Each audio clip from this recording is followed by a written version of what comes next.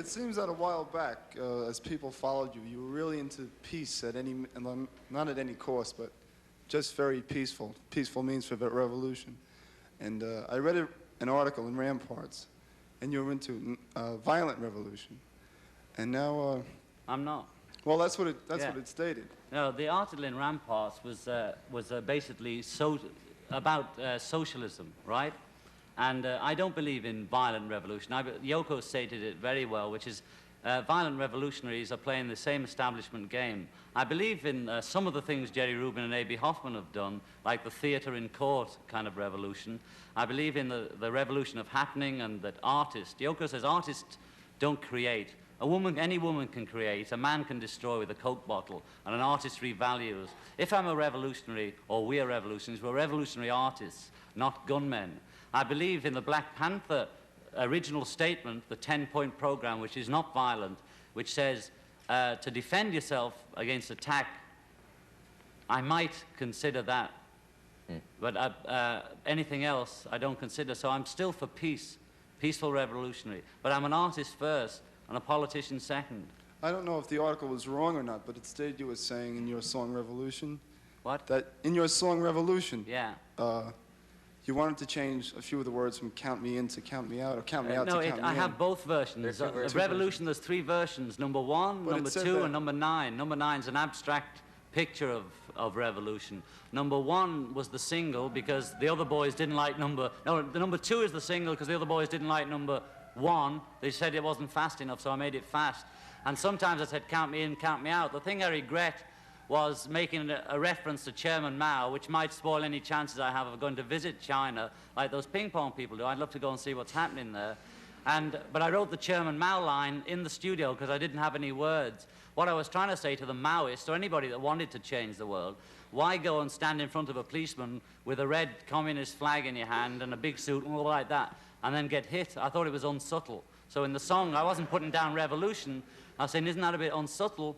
But if you want to really change the thing, do it subtly in a way that the establishment can't attack, i.e. theater in court and or bed events, 2 virgins, things like that, things that the establishment don't understand, therefore they can't kill it. I'd like to know about some things about you. Things like when we first met, you brought me that album of Sioux music, Sioux Indian music. I'd like to know how interested you are in Indians, and are you interested in, quotes, the Red Revolution and power for the Red Indian, that kind of thing. Are you interested? Yeah.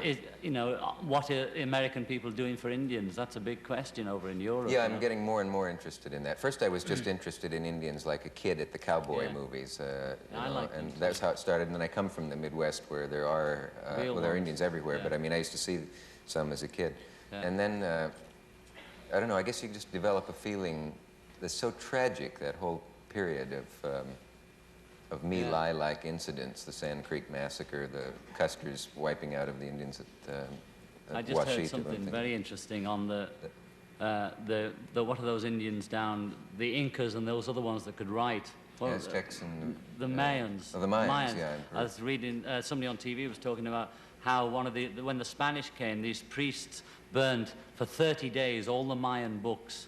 So there was none left, and his reason was...